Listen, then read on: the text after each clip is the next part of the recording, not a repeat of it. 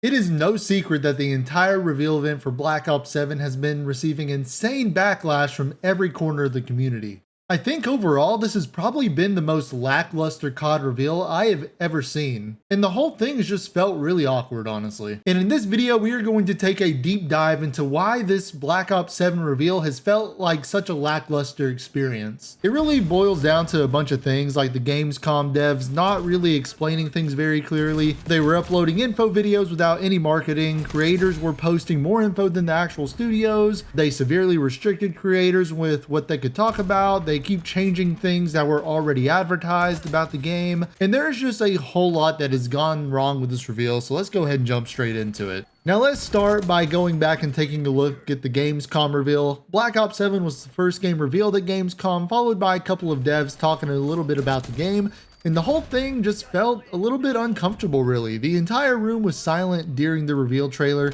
which is pretty weird because it's not uncommon for a room to really be cheerful and, yell during exciting reveals at gaming events. And you just really heard none of that during this Black Ops 7 reveal. And when the devs were speaking, it just sounded like they were kind of struggling to talk and looked pretty unprepared. Yeah, so we're pulling threads from Black Ops 2 and Black Ops 6. But don't worry, don't get it twisted. This is a beast of its own, Black Ops 7.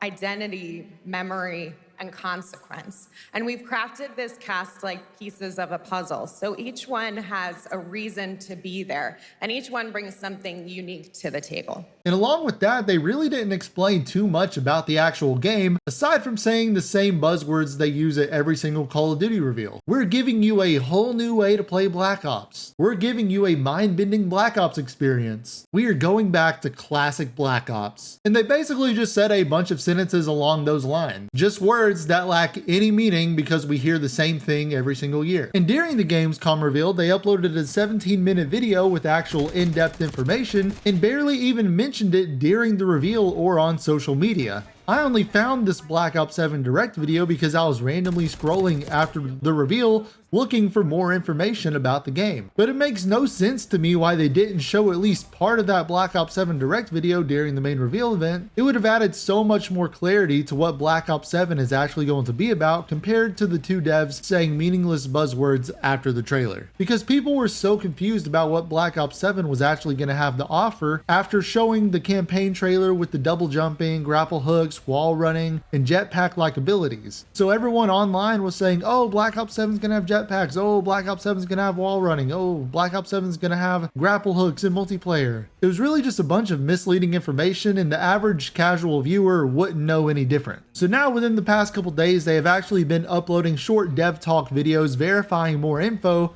about what each mode in Black Ops 7 will actually offer. They had to verify there's no jetpacks, they had to verify it's not wall running, it's wall jumping, they had to verify all that stuff was basically campaign only. And I'm glad they've gotten to a point of verifying information, but once again, they are uploading these dev talk videos without any advertising for them at all. And they're not even to the main Call of Duty channel, they're to the Treyarch YouTube channel. So 99% of people who are going to be buying Black Ops 7 don't even know those videos exist. So like I said, your average Joe who doesn't really follow social media closely still doesn't really know what Black Ops 7 is going to be offering. So it really just feels like they are kind of in cleanup mode right now after all the confusion from the main reveal event. And it could have all been avoided if they just better prepared for the Black Ops 7 reveal. Because there is already bad sentiment for the game after the way Black Ops 6 has been handled this past year. It was advertised as the 90s Black Ops experience with the slogan, "The Truth Lies." Then the game released and that slogan really had no significance to the game, and they barely released any content resembling the 90s during the life cycle of Black Ops 6. So people are rightfully skeptical of Black Ops 7 right now. And with how skeptical people are for Black Ops 7, they really should have handled this reveal event way better. Another weird marketing strategy I noticed is that they are using creators and influencers to market more info about the game than what was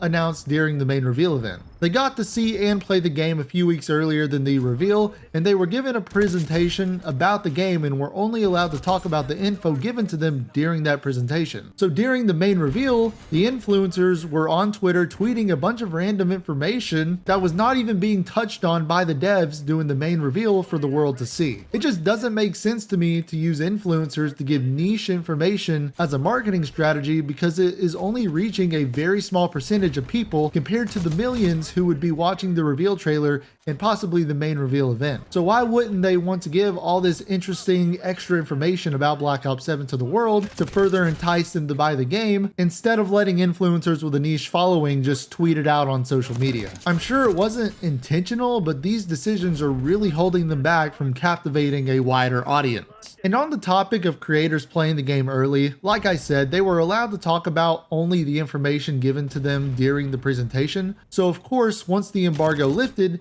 they all uploaded their videos talking about the game.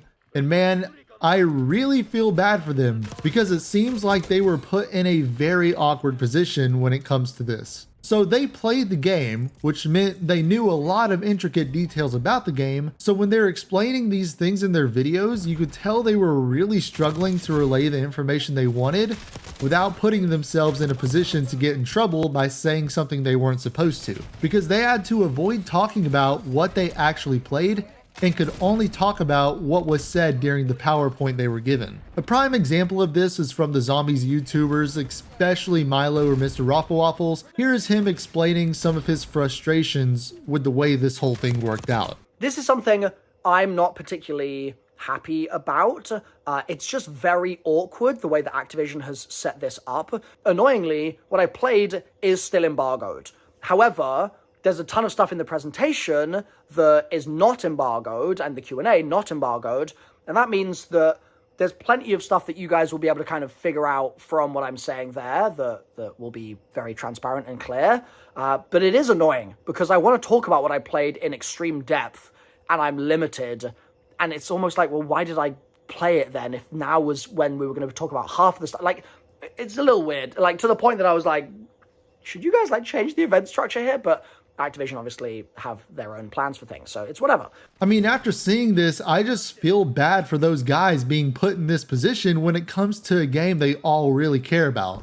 You can tell further in the video when he is talking about kind of the structure of the zombies map, he's using wording like, oh, maybe the roads of the map will take you through these different time periods, maybe around different mashups of the map like Revelations. But this is all guesses and assumptions, not based on what I played. That's kind of a paraphrase of what he said. But I don't think any of the others were. So there's no confirmation here from me that, like, oh, we're getting a different thing to town, like they're replacing town with something else. I can't confirm or deny anything along those lines. I think they're going to be doing a kind of Revelations thing here, where different parts of those POIs are going to be from different time periods. And one will be maybe like a much earlier version of Transit. One might be a much later version of Transit in a sort of dark ether mishmash. That's my assumption and guess. That's not based on the stuff that I played, just to be clear. But like the way perks, that's not going to change. So it seems like Kevin in that moment confirmed that the perks system from BO6 would be the same in BO7, but I can comment no further on that. I'm only commenting basically on what he said during the Q&A there. And it is so frustrating to even just me listening to it, because he obviously knows how the map is actually going to play, because I mean, he literally played the map. So he knows full and well, or at least has a solid idea of how these details actually work. And the viewer knowing he knows that, but he's still having to use all these vague wordings and acting like he doesn't know. It's just really awkward than being forced to use language like, oh, my best guess, or I presume, or without confirming or denying, or from the way it sounded, this is how it'll play. They had to use wording like that in order to stay safe and not reveal too much about the game without getting in trouble. And man, it's just such an awkward thing to do to these creators who care so much about the game, because instead of every creator being able to give their own personal opinion and individual experience about the game, they were all basically forced to say the exact same thing in all of their videos, from the PowerPoint presentation. So we really do not have a consensus of what everyone truly thinks about the game so far, and it really just gives such a bad sentiment and poor morale regarding Black Ops 7 with how these creators were forced to talk about the game. And the two final things I wanted to touch on is the fact that they have changed so many things about the game that have already been marketed multiple times. For example, the topic of carry forward. At first, they announced that all Black Ops 6 content would be coming to Black Ops 7 starting at Season 1,